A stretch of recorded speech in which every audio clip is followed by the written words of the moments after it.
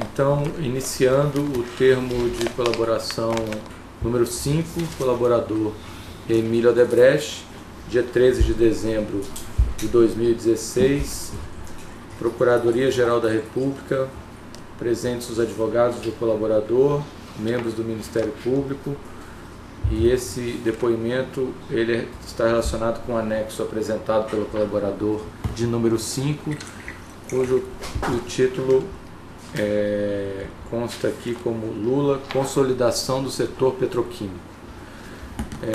Doutor Emílio, o senhor já fez uma menção a esse tema aqui, o setor petroquímico. O senhor falou que teve já conversas com o presidente mais de uma vez sobre esse tema, e uma coisa que era muito cara para o grupo Odebrecht, para o senhor especificamente, era a questão da não estatização do setor petroquímico no Brasil, né? Que havia alguns integrantes do Partido dos Trabalhadores que tinham essa ideia de reestatizar o setor petroquímico, e o senhor era bastante contra a esse tema. Então, feito essa início que o senhor já fez em outro, o que mais que o senhor tem para dizer sobre esse tema?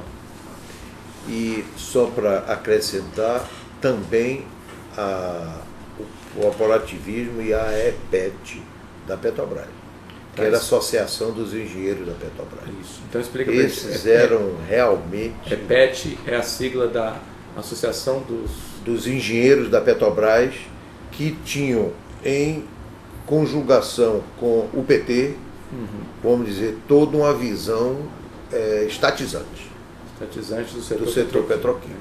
Então, esse aqui, efetivamente, foram, vamos dizer, os problemas que nós enfrentamos. E aí é que vem, eu teria, nesse contexto, estava exatamente relembrando aqui, o que fica, tem coisas que você marca na cabeça, né? Não sai. Então, esse assunto petroquímico que mais, e aí eu tenho que dizer, ele teve um papel muito importante, coerente com o que ele tinha conversado comigo na campanha. Então, quando o senhor fala papel, já como presidente? Já como presidente. Aí eu estou falando de consolidação do setor petroquímico. Que ano que nós estamos? Aí é logo no início do primeiro mandato. 2002.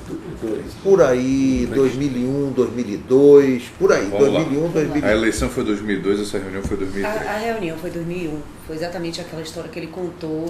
Já no outro Lembra que ele contou naquele outro anexo?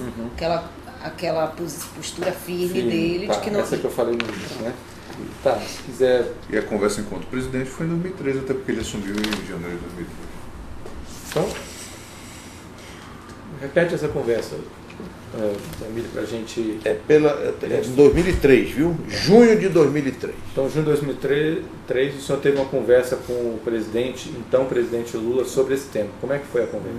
Não, foi um pedido a ele, mais do que isso, um pedido a ele para uma reunião onde ele, que tinha se comprometido com o programa, que era a posição dele, não é compromisso dele, é compromisso de governo, com um setor ao qual nós fazíamos parte, com um setor, que era o setor petroquímico, e que a Petrobras, não só o seu presidente e a boa parte da diretoria, como toda a estrutura e o partido dele, estavam boicotando essa decisão de governo. E eu disse, em vez de estar aqui, eu trazendo para o senhor, e tendo aí o senhor, tendo minhas informações, conversando com o doutor Dutra, que naquela época era o presidente da Petrobras, José Eduardo, e não dar em nada, eu queria fazer uma proposição ao senhor. Vamos fazer uma reunião onde o senhor possa chamar os seus dois ministros que estão envolvidos nesses assuntos de governo geral, que é a ministra de Minas e Energia na época, e o Palocci. O ministro era a ex-presidente Dilma? Exatamente, era ministra de Minas e Energia. O presidente Dutra e quem mais o senhor achar que deve vir, deve ir para a reunião, e eu venho para cá e trago uma ou duas pessoas da minha parte. Se o senhor estiver de acordo, seria a melhor forma, que a gente botava isso na mesa e teríamos uma discussão aí definitiva, e eu sabia qual era o meu programa daí para frente. Pronto, essa foi. E ele aceitou e convocou essa reunião. Houve essa reunião, onde estava exatamente ele, a Dilma, o Palocci, o Dutra. O Dutra levou mais alguém, eu não me lembro se na época foi o Gabriele ou se foi alguém da diretoria, outra, o chefe de gabinete, não me lembro quem foi que ele levou. Eu sei que tinha uma outra pessoa da Petrobras que o Dutra levou, e foi eu, Novis, Alexandre. E Zé Carlos Grubizinho, que na época era o presidente da Braskem. Exatamente isso. O Pedro Novis era o presidente do Conselho. Presidente do Conselho e presidente da Odebrecht. Da Odebrecht. Da Odebrecht, e presidente também do Conselho da Braskem. Tá? Muito bem. Porque o presidente da Odebrecht, de um modo geral, a gente coloca como presidente da Braskem, do Conselho da Braskem. Por exemplo, Newton, ele também acumula a presidência da Odebrecht e a presidência do Conselho da Braskem. Tá. Muito bem. Voltando. Então, essa reunião estava, nós preparamos um material de exposição, apresentamos tudo nessa reunião e mostramos exatamente a todos que a postura da Petrobras era de estatizante. Nisso, daqui, papá. E o que nós queríamos como investidores, para a gente saber se a gente continuava ou não investindo no setor, qual a posição do governo, já que o governo já tinha se posicionado que não haveria a reestatização do setor. E aí houve uma série de discussões, e o presidente tomou uma atitude: olha, a posição de governo é esta, e encarregou a Dilma e o Palocci, não me lembro bem qual foi aquele que ele deu maior ascendência, para que fizesse com que a Petrobras, via o Dutra e sua diretoria, realmente procedesse dessa forma daí para frente. Então, essa reunião foi quase que um freio de arrumação para tudo que eles estavam montando para criar todas as dificuldades para fazer o processo de reativação. Esses integrantes da reunião, além do Lula, os ministros, eram contra ou eram a favor da reestatização? Quem que era contra? Não, ali só quem era contra era a Petrobras. Era o Dutra e o outro da Petrobras. Eram a favor da reestatização? Da reestatização. A Dilma e o Palocci tinham opinião sobre o assunto? Tinham. Nós já sabíamos. A Dilma, eu diria, ali foi mais vou agora dar minha opinião própria. Tá? Eu não quero. Uma coisa é eu dizer fato concreto, outra coisa eu dar a minha opinião. Palocci, eu digo fato concreto, ele estava alinhado com o presidente, que o governo não quer e não aceita a reestatização. A Dilma, ela não explicitou, mas eu conhecendo a Dilma, eu tenho quase certeza que ela só se engajou nesse processo por uma questão de disciplina e por lealdade ao presidente, mas não é o que ela pensa. Não estava dentro do perfil dela. Aí é opinião minha, posso até que eu esteja enganado, posso estar cometendo uma injustiça, mas é minha percepção em função do conhecimento do perfil da figura. Tá. E aí depois da reunião, então teve esse freio de arrumação. Depois disso, o que aconteceu em relação a esse tema de reestatização? Morreu. Eu diria que morreu. Ele ficou abafado, mas eu diria que até hoje esse tema não é acabado.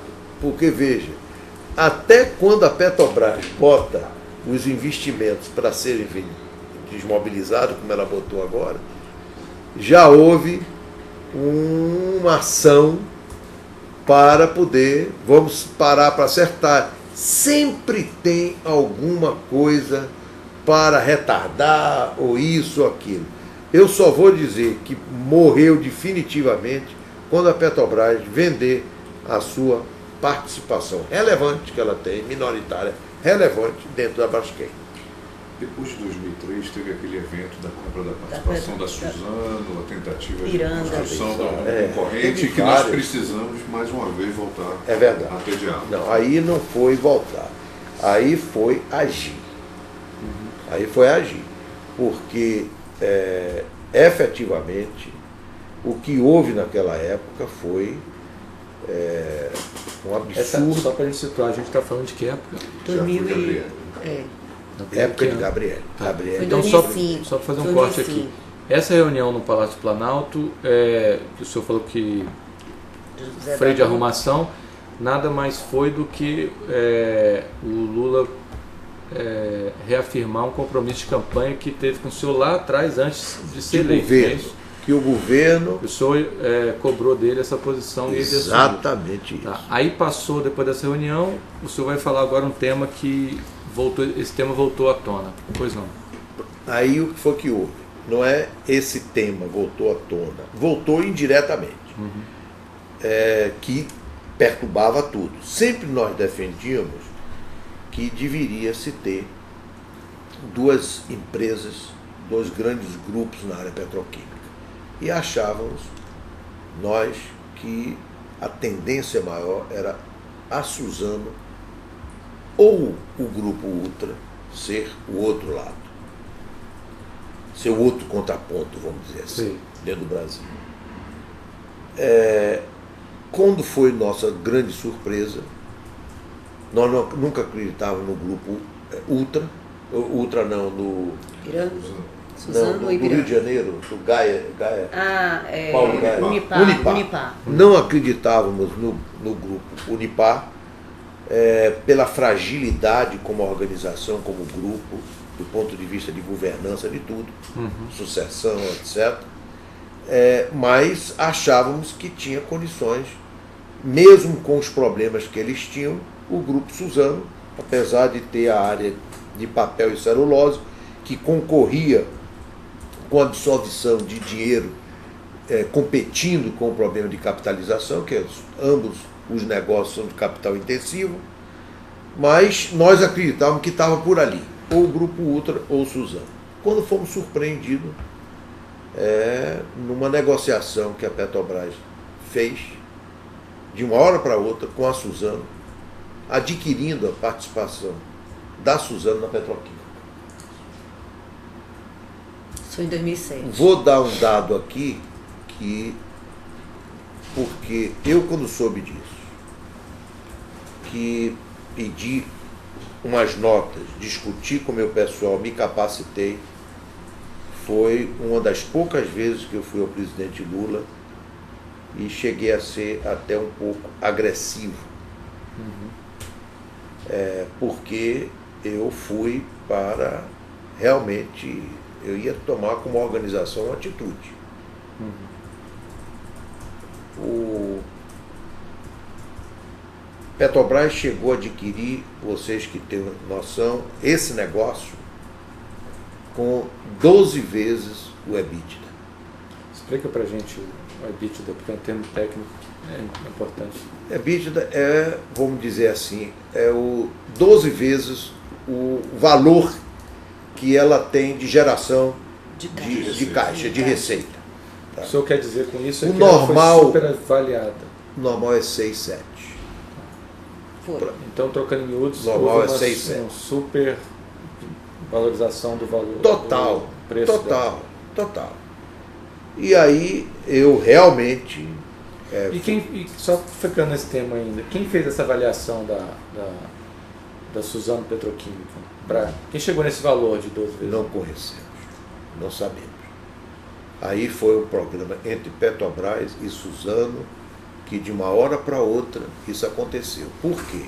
Porque aí com isso a Petrobras assumia assumiu o outro lado, em vez de ser um privado, seria ela.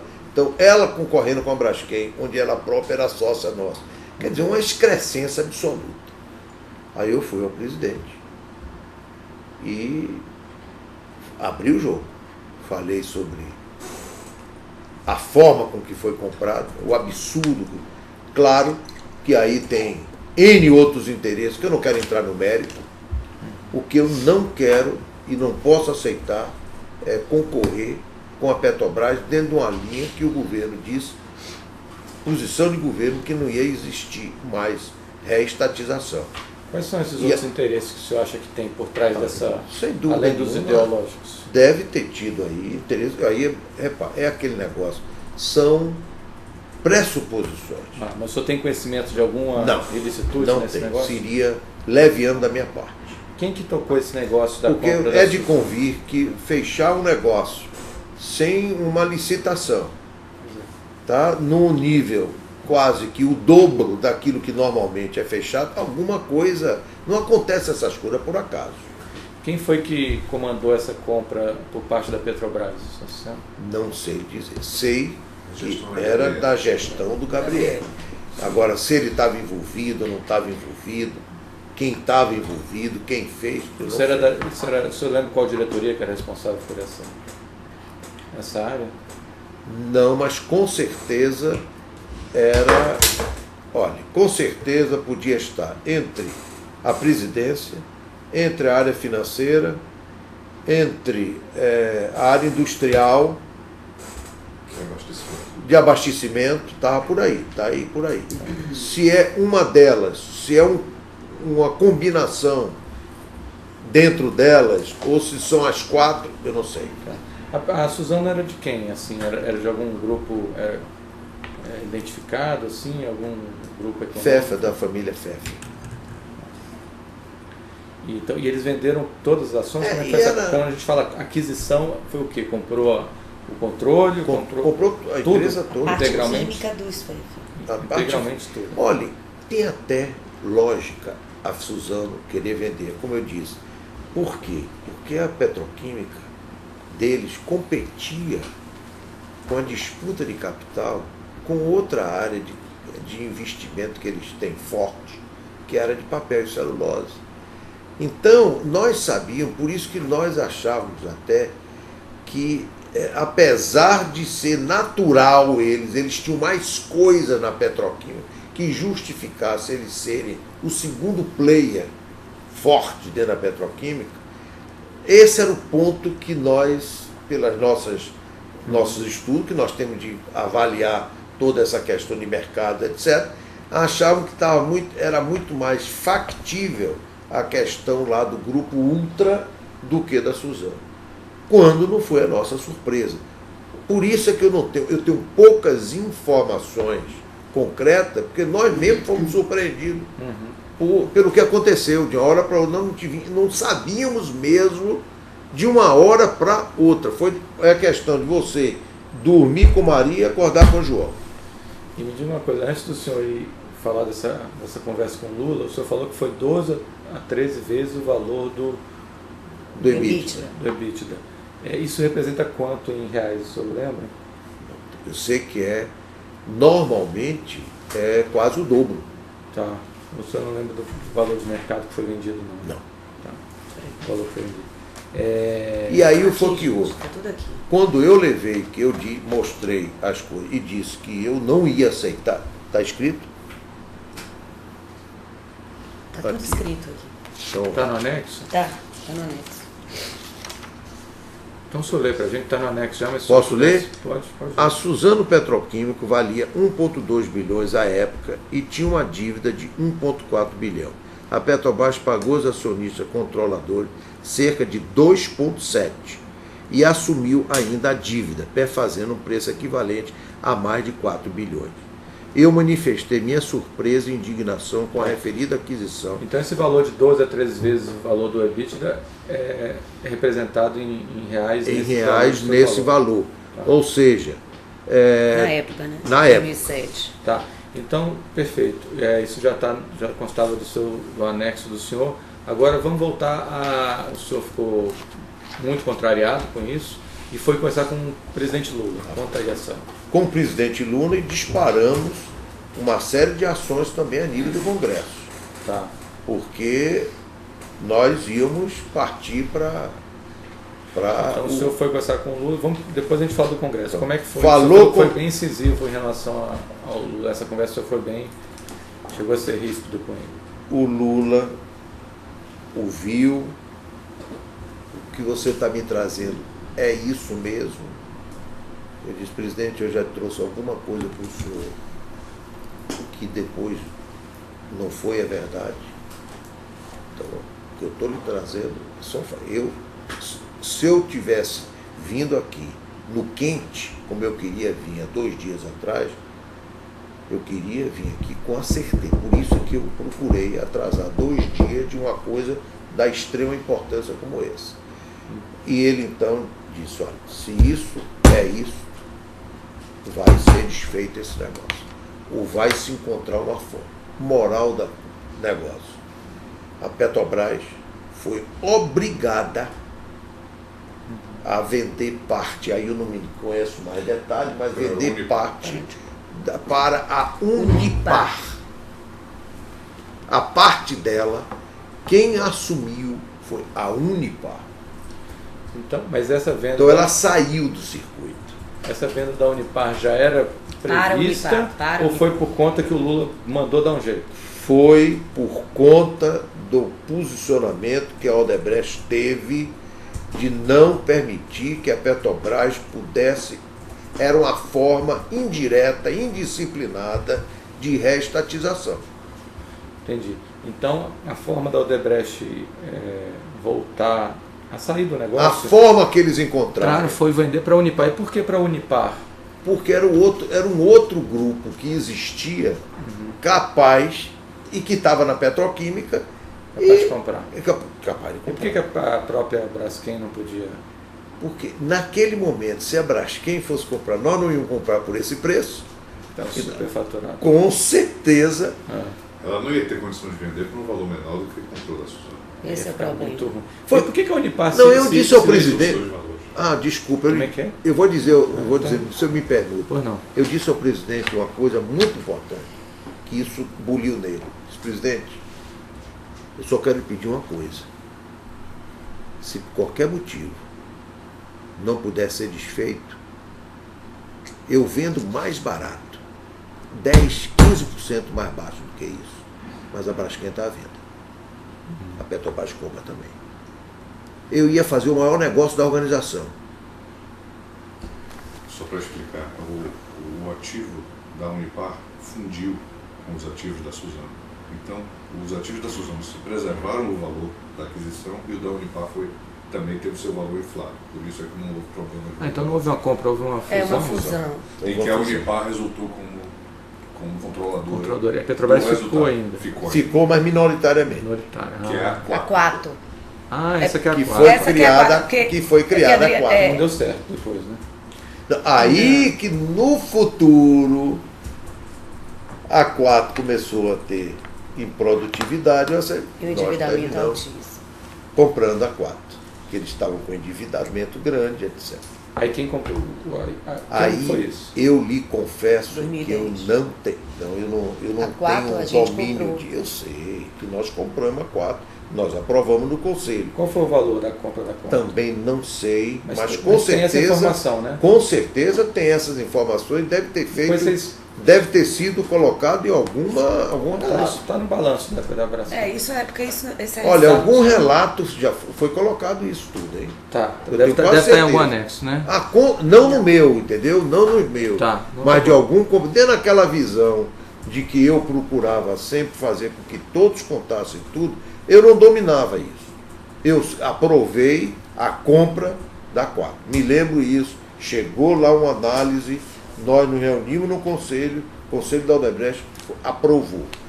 O detalhe disso, quem foi, que fez, como foi, etc., eu não conheço. Mas alguém...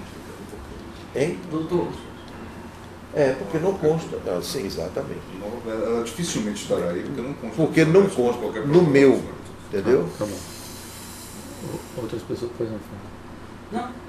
era só para terminar o raciocínio, que o doutor me interrompeu o raciocínio, sabe? Que ele estava na linha de... Depois que eu terminou, o senhor... Bem, esse é um dado que depois os advogados podem trazer. Certamente os colaboradores da Braskem, ligados à Braskem, devem estar relatando esse fato. Eu acho que já foi com mais detalhe.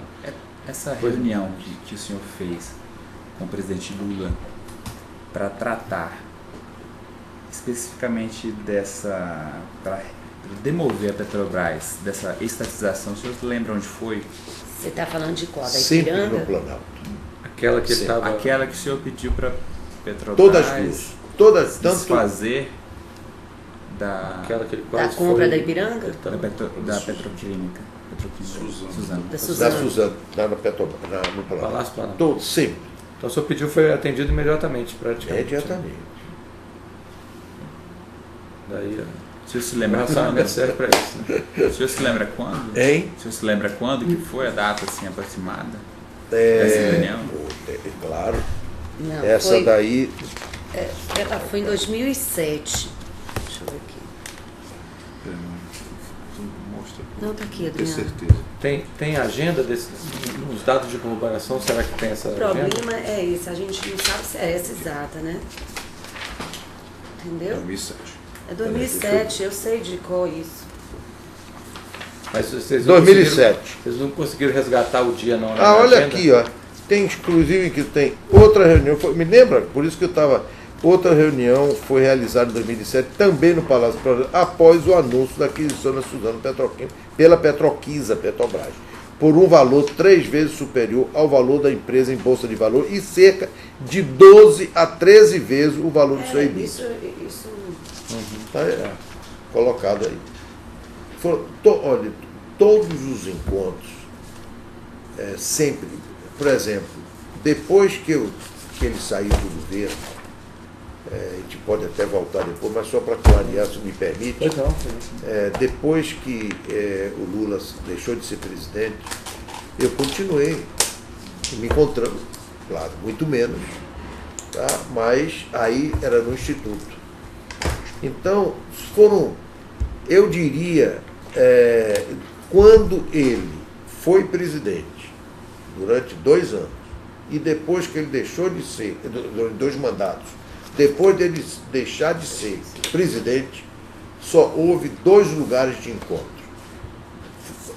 institucional, formal, ou no Palácio da Alvorada ou no Instituto Lula.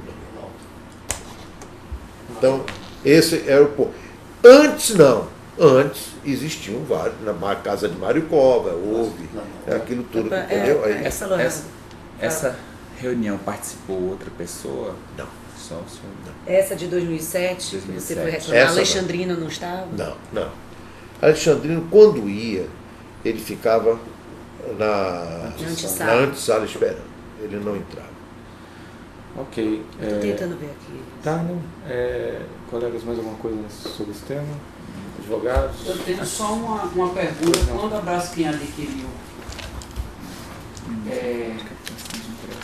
a 4, em 2010 já, não foi isso? Eu acho que concluiu. Acabou concluindo em 2011, não foi, Adriano? Se não me engano? Não, mas eu acho que concluiu em 2011. Em 2010 a 4 acabou sendo vendida para... Já foi um valor de mercado. O senhor autorizou essa aquisição? Não conheço detalhes. Não conheço, quer dizer, não é que a gente não tem. Mas interessava para o grupo essa aquisição também? Claro. Mas fica muito. Até porque esses negócios ficarem soltos, aí a Petrobras, como estava, ela ia buscar alguma alternativa para voltar. Então... O senhor não se recorda valores dessa aquisição do grupo da Braskem pela 4? Não, eu não, mas com certeza tendo todos os dados. Como eu só fiz aprovar no Conselho a aquisição, a Braskem que operacionalizou tudo isso, eu não conheço os detalhes. Sem mais perguntas. Só um último questionamento complementar. No início desse anexo, o senhor menciona que nesse contexto de consolidação do setor petroquímico, a criação da Braskem implicou em necessidade de pegar empréstimos privados e teve o problema de do ponto de vista financeiro. O senhor poderia falar sobre isso? Isso foi em 1998, 99. Nós ficamos altamente alavancados, proveniente de aquisições que nós fizemos diversas, para chegar ao nível que nós chegamos já naquela época, quando inclusive concluímos com a compra da Copene, que foi vendida em leilão pelo Banco Central, na época, o Banco Central, tendo ele assumido uma série de outras empresas devedoras, provenientes do Banco Econômico, etc, etc. Aí o Banco Central, que tinha assumido esses ativos em prol de compensação das dívidas que esses bancos tinham, etc., e terminou, então, indo isso ao leilão. Houve vários leilões, 2 ou 3. O Grupo Ultra queria aproveitar e minimizar os valores, dando valor menos do que o Banco Central colocava como teto mínimo, terminou não adquirindo, e aí nós resolvemos passar, inclusive que nós estávamos também vendendo para desalavancar naquela época uma parte que era nossa de CPC e PVC lá na Bahia e em Alagoas. E aí houve, isso me lembro perfeitamente, eu saí de São Paulo, fui para o Rio de Janeiro para uma reunião no Banco Central, onde eu colocava a posição nossa de sair de comprador, de vendedor para comprador. E aí eles fizeram o leilão novamente, porque eles não iam fazer mais o leilão, fizeram novamente o leilão e nós entramos e adquirimos, pelo valor que ele, vamos dizer, o Banco Central queria. Então, isso foi feito naquela época e isso aumentou mais ainda a nossa alavancagem. Tanto assim que nós chegamos a vender, naquele período, cerca de quase 2 bilhões de dólares de investimento. Por exemplo, nós éramos sócios da CCR, que tem as empresas. Nós éramos fundadores, sócios fundadores. Nós vendemos. Nós tínhamos um poço na Petrobras, aquele, como é o nome, Bejupirá Salemo. Nós vendemos. Nós trabalhávamos no Mar do Norte, ainda trabalhamos no Mar do Norte, perfurando lá. Nós vendemos parte de coisas que nós tínhamos lá. Ou seja, nos desfizemos de alguns ativos por causa da alavancagem que a gente fez, por causa da petroquímica que nós tínhamos priorizado. E atrasou. Quer dizer, esse processo de ida e vinda da Petrobras fez com que houvesse um atraso na consolidação da petroquímica. E isso, naturalmente, por exemplo, nós nos prejudicamos, porque nós nos endividamos quando era para poder ter esse retorno mais cedo, e ao contrário, ele se estendeu, porque levou muito mais tempo para se concretizar as coisas. A petroquímica era muito fatiada, porque tinha aquele processo tripartite. Cada fábrica era um sócio nacional, um sócio estrangeiro, que era de tecnologia, e tinha a Petrobras, via Petroquisa. Era o tripartite, que foi criado com Geisel naquela época, que era uma linha era de substituição de importação, que na época foi válida, mas é aquilo, com tudo na vida, como Bolsa Família, etc., se deteriorou com o tempo. E, em vez de ser positivo, começou a ser mais negativo do que positivo. Então, a mesma coisa se não houve quem alterasse esse rumo, ajustasse ele para a nova realidade. Entendeu? Então, a petroquímica foi um processo muito mutuado. Então, olha, para ter uma ideia, foram mais de 37 empresas que nós fomos adquirindo participações da estrangeira, depois da nacional, para ir fechando e ainda ficava a petroquímica. Essa participação que a Petroquisa tem, Petrobras, ela é fruto dos resíduos desses diversos empresas que nós fomos adquirindo, a parte do estrangeiro e a parte do nacional, e ela ficava remanescente e vinha. Quando consolidou tudo isso, ela ficou com 36% aproximadamente, se eu não me engano. A Braskem adquiriu ativos do Grupo Ipiranga? Como é que se deu isso? A Braskem, o Grupo Ipiranga era nossa sócia, lá na Copesul, no Sul. E a Braskem adquiriu, o Grupo Ipiranga, a parte petroquímica. Porque o Grupo Ipiranga ele tinha a parte petroquímica e tinha a parte de distribuição. Quem comprou a parte da distribuição foi o Grupo Ultra, que comprou. Então, nós compramos a parte de distribuição, de petroquímica. Como se deu a Petrobras nesse momento que a Braskem adquiria a parte petroquímica do Grupo Ipiranga? A Petrobras, ela atrapalhou os negócios? Sempre. Então, olha, eu vou responder de uma forma geral, porque a cada momento que surgia, qualquer oportunidade para ela perturbar, atrapalhar, ela fazia. E como que o senhor precisou recorrer a auxílio do governo no sentido de afastar a Petrobras ou simplesmente... Teve um ponto que eu me lembro perfeitamente que eu... Onde foi que você viu aqui? Está aqui. Já mostrei. Por exemplo, posso ler? Mais um exemplo do empenho do ex-presidente em nos ajudar foi quando, em 2005, ele agiu para que a Petrobras não comprasse a participação da Petroquímica Ipiranga, na Copesul, ao invés de exercer a opção de aumento de capital na Braskem. Quando da criação da Braskem em 2002, foi inicialmente concedida à Petroquisa uma opção para adquirir ações da Braskem de forma a igualar a participação da organização na Braskem. Esta opção era para ser exercida inicialmente até o dia 30 de abril de 2005, mas foi sucessivamente prorrogada até abril de 2006, quando a Petrobras acabou por desistir do seu exercício. O exercício da opção daria à Braskem uma vantagem competitiva no Polo do Sul. Contudo, durante esse mesmo período, tínhamos informações de que o plano real da Petrobras era adquirir a Ipiranga Petroquímica, o que nos isolaria no polo petroquímico de Camaçari e reduziria significativamente a competitividade da Braskem, pondo seriamente em risco o nosso projeto de consolidação do setor.